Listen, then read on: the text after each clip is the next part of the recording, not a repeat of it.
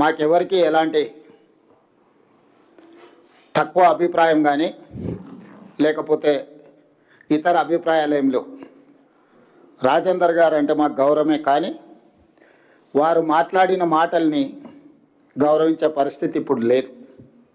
వారు మాట్లాడే ముందు సంబంధిత శాఖ మంత్రితో కానీ లేకపోతే నేషనల్ డ్యామ్ సేఫ్టీ అథారిటీ అధికారులతో కానీ వారి ఆలోచనను పంచుకొని వారి సూచనల మేరకు వారు ప్రభుత్వానికి సూచన చేసినుంటే వారి గౌరవం పెరిగి ఉండేది. ఒక పక్కన ప్రభుత్వ మంత్రులను కానీ ఎన్డీఎస్ఏ చైర్మన్ కానీ ఎవరితో ప్రస్తావించకుండా కేవలం హరీష్ గారి సూచనల మేరకు, హరీష్ గారి విజ్ఞప్తి మేరకు ఈటెల రాజేందర్ గారు మాట్లాడడం ద్వారా తన గౌరవాన్ని, మర్యాదను రాజేందర్ గారు పోగొట్టుకోవడం జరిగింది. ఏది ఏమైనా ఒక పక్కన కొంతమంది రిటైర్డ్ ఇంజనీర్లు తెలంగాణ వాదుల ముసుగులో బీజేపీ, బీఆర్ఎస్ ఈ ప్రభుత్వాన్ని తప్పు చేస్తున్నట్టుగా ప్రజల ముందు నిలబెట్టడానికి చేస్తున్న ప్రయత్నం నేపథ్యంలో ఈ పత్రికా సమావేశాన్ని ఏర్పాటు చేసి పూర్తి వివరాలను ప్రజలకు మేము వివరించదలుచుకున్నాం.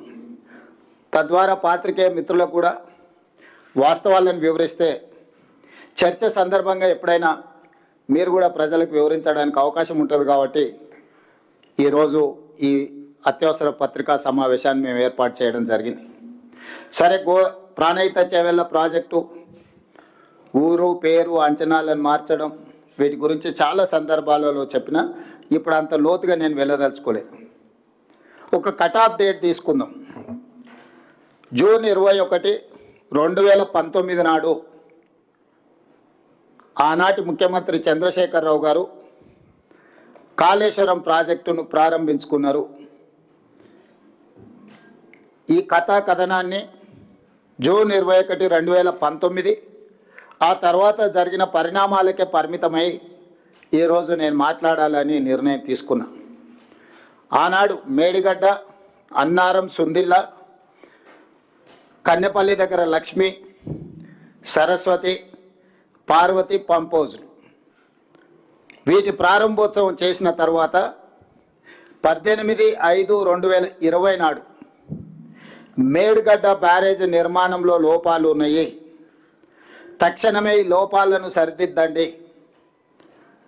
దీనివల్ల బ్యారేజ్కే ప్రమాదం ఉన్నది అని ఎగ్జిక్యూటివ్ ఇంజనీర్ బివి రమణారెడ్డి గారు ఆనాడు ప్రభుత్వం ఉన్నప్పుడే లేఖ రాయడం జరిగింది.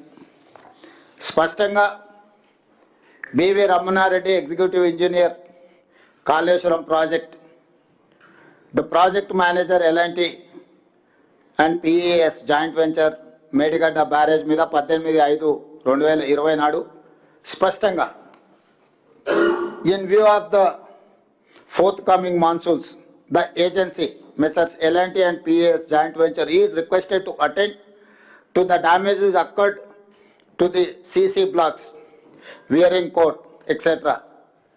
and to it that they are well ordered at earliest. స్పష్టంగా ప్రాజెక్టు ప్రారంభించిన 11 నెలల లోపలనే మేడిగడ్డ బ్యారేజ్ నిర్మాణంలో లోపాలు ఉన్నాయి, రాబోయే వర్షాకాలం కంటే ముందే మే నెలలో లెటర్ రాసిండ్రు, జూన్ జూలైలో వర్షాలు ప్రారంభం అవుతున్నాయి, మీరు తక్షణమే ఇందులో ఉన్న లోపాలను సవరించడం ద్వారా రాబోయే వర్షాకాలంలో ఈ ఎత్తిపోతల పథకాన్ని మనం సరైన విధంగా వినియోగించుకోవచ్చని. అంటే చంద్రశేఖరరావు గారు సాగునీటి పారుదల శాఖ మంత్రిగా ఉన్నప్పుడే ప్రాజెక్టు ప్రారంభించిన 11 నెలల లోపలనే మేడిగడ్డ బ్యారేజ్లో లోపాలు ఉన్నాయని బయటపడడం, ఆ లోపాలను సరిదిద్దండి అని ఎగ్జిక్యూటివ్ ఇంజనీర్ సంబంధిత ఏజెన్సీలకు లేఖ రాయడం, నిర్లక్ష్యం వహించడం వల్ల అది పెరిగి పెద్దదై చివరికి మేడిగడ్డ బ్యారేజ్ కుప్పగూలే పరిస్థితి వచ్చింది. ఇది మొదటి సంఘటన. రెండవ సంఘటన జూలై 14, 2022 నాడు గోదావరిలో వరద జలాలు పోటెత్తుతే కన్నెపల్లి అన్నారం పంప్ హౌజులు సేఫ్టీ వాల్ మొత్తం విరిగిపోయి ఆ వరద జలాలు మొత్తం కన్నెపల్లి పంప్ హౌజ్ ముంచేసి కన్నెపల్లి పంప్ హౌజ్ కూడా పూర్తిగా దెబ్బతిన్నది. అది 2022 సంవత్సరం జూలైలో. అదేవిధంగా దాన్ని సరిదిద్దలేదు, దాన్ని రిపేర్ను పూర్తి స్థాయిలో చేయలేదు. ఇప్పటి కూడా కన్నెపల్లి పంప్ హౌజ్ 100% వినియోగంలోకి రాలేదు. 2023 అక్టోబర్ 24న ప్రాజెక్టు ప్రారంభించిన 4 ఏళ్లకే మేడిగడ్డ బ్యారేజ్ కుంగిపోయింది. అక్టోబర్ 22 నాడే ప్రాజెక్టు ఏఈ మహదేవ్పూర్ పోలీస్ స్టేషన్లో పోయి ఫిర్యాదు చేసింది. అక్టోబర్ 21, 2023 నాడు మేడిగడ్డ బ్యారేజ్ కుంగిపోతే తెల్లారే 22 నాడు మహదేవ్పూర్ పోలీస్ స్టేషన్లో చంద్రశేఖరరావు గారి ముఖ్యమంత్రి సాగునీటి పారుదల మంత్రిగా ఉన్నప్పుడు ప్రాజెక్టు కుంగిపోయింది, తక్షణమే దీని మీద విచారణ చేయండి అని చెప్పి ఆనాడు పోలీస్ స్టేషన్లో ఎఫ్ఐఆర్ కూడా చేయడం జరిగింది. ఆ తర్వాత అక్టోబర్ 22, 2023 నాడు కేసీఆర్ ముఖ్యమంత్రిగా ఉన్నప్పుడే నేషనల్ డ్యామ్ సేఫ్టీ అథారిటీ ఎంబడే ఈ ప్రాజెక్టు కుంగుబాటుపై కమిటీని నియమించి నవంబర్ 1, 2023 నాడు చంద్రశేఖరరావు గారు ముఖ్యమంత్రి ఉన్నప్పుడే ప్రాథమిక నివేదికను అందించారు. మేడిగడ్డ బ్యారేజ్లో ఉన్న లోపాలను, ప్లానింగ్లో ఉన్న లోపాలను, డిజైన్లో ఉన్న లోపాలను, నాణ్యత నియంత్రణ, అదేవిధంగా నిర్వహణ అంటే planning, designing, construction, operation and maintenance అన్నిట్లలో ఉన్న లోపాలను ఎత్తి చూపుతూ ఈ కారణాల చేత మేడిగడ్డ డ్యామ్ కుంగిపోయింది, ఇందులో ఉన్న కారణాలు అని చెప్పి క్లియర్గా ఎన్డీఎస్ఏ రిపోర్ట్ ఇచ్చింది. ఇప్పుడు ఎన్డీఎస్ఏ గురించి పదే పదే హరీష్ రావు గారు, చంద్రశేఖరరావు గారు ఎవరు ఎక్కడ ఎన్డీఎస్ఏ పోలేదు, కానీ మా దగ్గరికే వచ్చింది. మా దగ్గరికి ఎందుకు వచ్చింది, మా మీదనే ఎందుకు నివేదిక ఇచ్చిందని ఒక వాదన తీసుకొస్తారు. ఇన్ని సంవత్సరాలలో ఎందుకు ఈ ఎన్డీఎస్ఏ ఎక్కడికి వెళ్ళలేదని నేను ఇక్కడ పాత్రికేయ మిత్రులతో కొంత సమాచారాన్ని పంచుకోదలుచుకున్నా. కేంద్ర ప్రభుత్వం భారతదేశంలో ఉన్న చాలా డ్యాంల యొక్క నిర్మాణము, నిర్వహణ, వాటి పరిరక్షణ కోసము dam safety act 2021, I'm repeating, dam safety act 2021 December 30, 2021 నాడు, అంటే దాదాపుగా 2022 జనవరి అనుకోండి. డిసెంబర్ 30, 2021 అంటే ఆ రోజు పార్లమెంటు ద్వారా చట్టాన్ని చేసింది.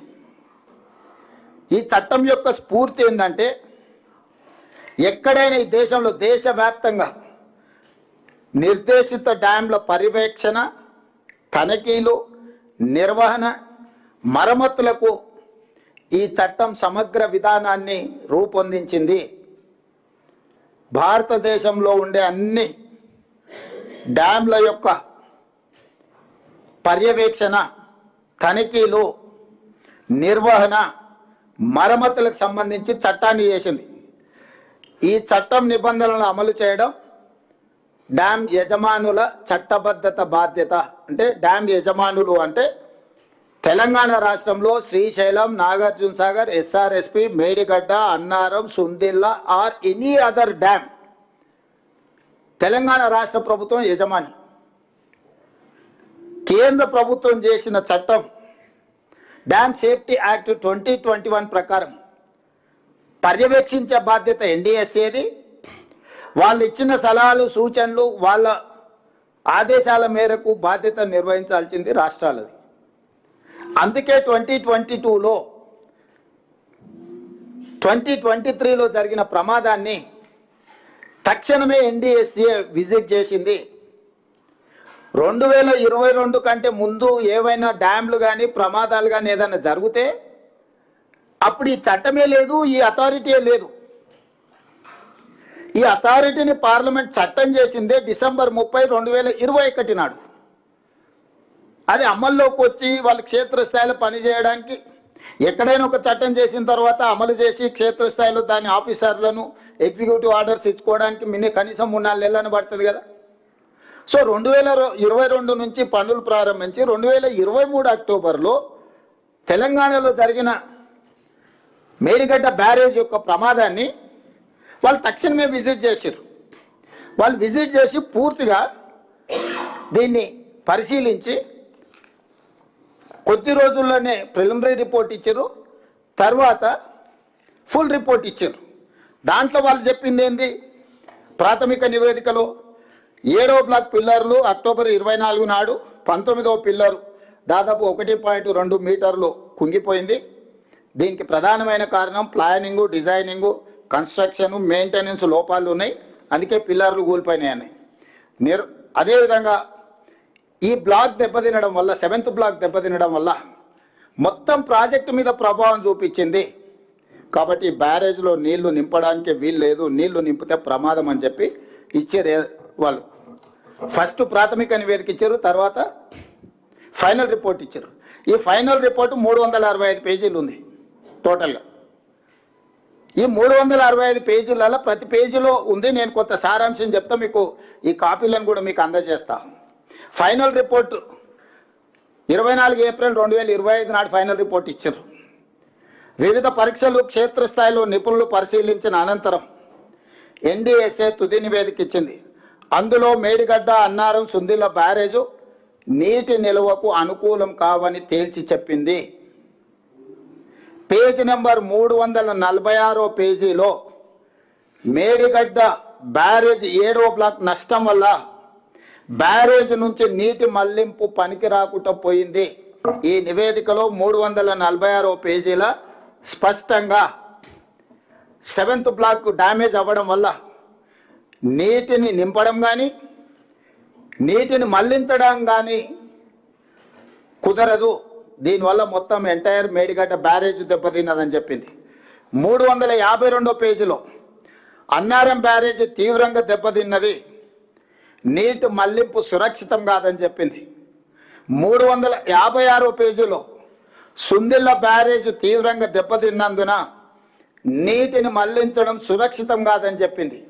ఫైనల్గా ఎగ్జిక్యూటివ్ సమ్మరీలో 17th పాయింట్ 3 బ్యారేజీలు తీవ్ర నష్టాలను క్రోడీకరించింది, సమగ్ర పునరుద్ధరణ డిజైన్ అవసరమని స్పష్టం చేసింది. మొత్తం బ్యారేజ్ పటిష్టత, భద్రతపై సమగ్ర అంచనా వేసి ఇప్పుడున్న దుస్థితిని అరికట్టడానికి తక్షణ స్థిరీకరణ చర్యలను కూడా సిఫార్సు చేసింది ఇందులోనే. అంటే దీన్ని 3 బ్యారేజీలు నీళ్లు నింపడానికి కుదరదు. ఈ బ్యారేజీల నిర్మాణంలో చాలా లోపాలు ఉన్నాయి, వీటిని సరిదిద్దడానికి కూడా వాళ్ళు ఒక స్ట్రక్చరల్గా సజెషన్స్ ఇచ్చారు.